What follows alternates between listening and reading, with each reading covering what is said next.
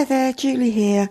I'm here today to put a video together to show you a page that I'm working on. I'm using Maggie Holmes Gather and I've had it some time, so I thought it was about time I used it.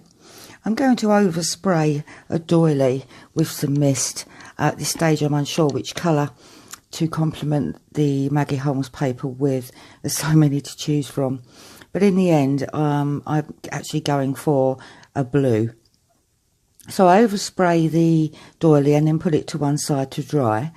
And while I prepare my two photographs, both of my daughters, one's the eldest, one's the youngest, they do have a lovely relationship. So I'm going to back these basically first off with this very pale mustard colour. Now this complements the floral paper that you can see just on your right, where the leaves are the same colour. So quickly backing these, firstly with the mustard and then with the white. And now my page is dry, I'm going to start peeling off the doily. I'm really pleased with the results of that. So now I'm going to prepare the page by measuring. It's about 9 by 10, the oblong-ish shape that I'm cutting. So measuring it out first. At this stage I couldn't find my large guillotine, so I wanted to cut this down firstly with scissors and then trim it up with my Mother's Day present from my girls, which I love, by the way. So yes, trimming this up then to make it all nice and straight. And then I'm going to choose another paper which is going to go behind that. Again from Maggie Holmes, this is a striped paper with very different colours ranging from the mustard and the blue, and there it is there. So I'm going to cut a double row simply because one of those rows isn't complete. So it looks like I'm wasting, but I don't waste anything at all. I'll be using that for something else. So tidying everything up, and I've measured now the second paper in length so that it just slightly longer and will overhang both ends. So just cutting that first piece off, which is the bit that isn't full stripes, so that I can use this piece. Love the way that's looking, and it does really set off. Well, they basically set off each other as they would with being Maggie Holmes and from the same collection. So here's the two photos already prepared. Really pleased with that. So I'm going to use to give it a little bit more interest and a little bit of frill, I'm going to use a punch to frill up the edge of the striped Maggie Holmes and both ends as well. Really does add a nice feel, especially when it's laying on top of a frilly doily effect. So let's put some double-sided on that, get it stuck down, and that we're well on our way to doing our page. This is where everything will be guided from. I now mount the second paper. I'm still unsure whether to use the spotted one because I really like that, but that's not from Maggie Holmes, and I've discarded it and thought no, we're going to stick with the floral. So what I'm going to do now is frill to match the striped paper. I'm going to just frill down the right hand side of this, and again it gives a lovely effect and just brings everything together. So using some thick double-sided, I'm going to now stick that down, and once that's all in place, the page really is coming together.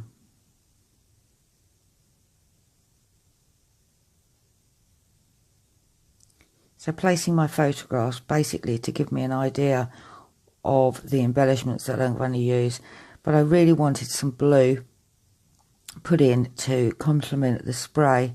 So I found this piece of scrap that I'm going to use. It's like a very dull light navy, similar to a sort of denim-y look, and I'm just cutting a corner to put on both photographs, and I think that really makes it jump out the page. I do this effect quite a lot actually, just to add another layer and a bit more interest to the eye. Everybody drawn to the photographs, which obviously is what they should be looking at. Yes, I'm happy with that. That's where they're going. So we just need now to stick it all down, put it in place so that we can work on the next piece.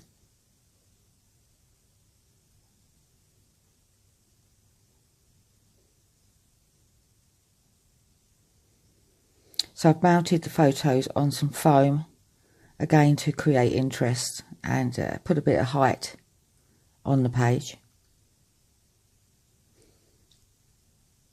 I don't always mount my photos, majority of the time I do, but I do like them to be on foam. So that's the first one in place, and now the second. Well, I've used my scan and cut to cut this family sign. I've cut it in black and in this salmon pink, I would say it is, which I think really does complement the page. Doesn't look too yucky. So I've offset them to create a shadow effect, and I've also found some trim from my scraps, bits and pieces, which really does match the family. So luckily I've managed to pop those in to create a bit more interest down in the bottom left hand, and I'll pop the rest of that piece back in my scraps, ready for another page another time. I would like to put a tag here as well, so I'm thinking, while I'm sticking this, I'm thinking, what am I going to do, how am I going to do it, because I know I want my title there. So I stick those two together, and then I start to think, right, I'm going to stick down the family, and then had an idea to cut a slice into the first paper to pop the tag in, because I normally would put my journal in on my tag, which at this point was my plan, but that does change later. So there's the slice ready for it to be popped in, and I'm putting it right the way through the cardstock, pulling it through the other side. There we go. I'm so pleased with how that looks, and that can be pulled out to view the writing that will be on the back of it at any time, because the glue isn't actually attached to the tag at all, it's just to the flower paper. So now embellishments. Embellishments are so important on a page. It really can overspill or not enough.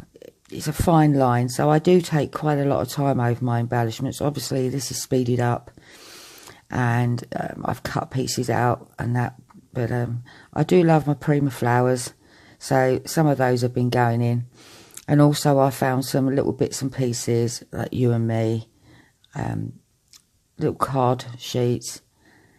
I've popped a banner effect in there with the same mustard colour, just to bring the two photos together a little bit. So popping a bit of craft glue on there, and then putting a fake piece at the top to make it look like it runs all the way down.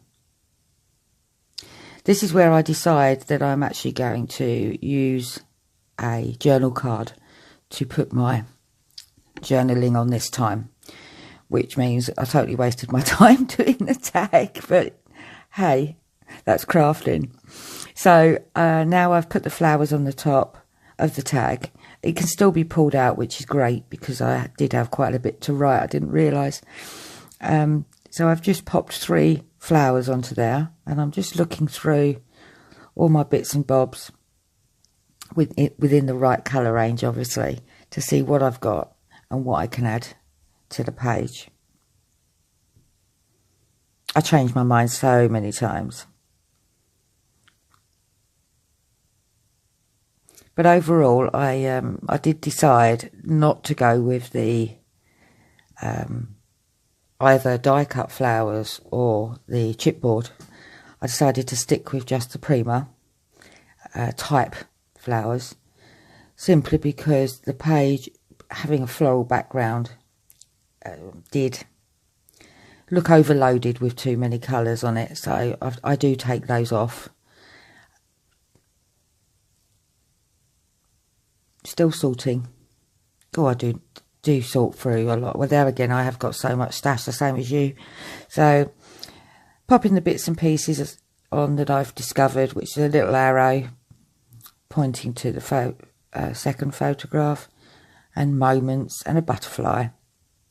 All little bits that really do add to a page. You don't think so at the time, but they actually make it, I think. So there we are. Just one more thing that I need to add, and that's my journaling. So I'm going to tuck my journaling card behind the first photograph and show a little piece of it so that it does actually look like a tab. Oh, and I forgot that little bit as well. I found that little greeting, which I thought was so sweet. So that's going in as well. And I need to tie my tag with a bow, which I've done. And that's it. Thank you very much for watching. I'll see you again soon.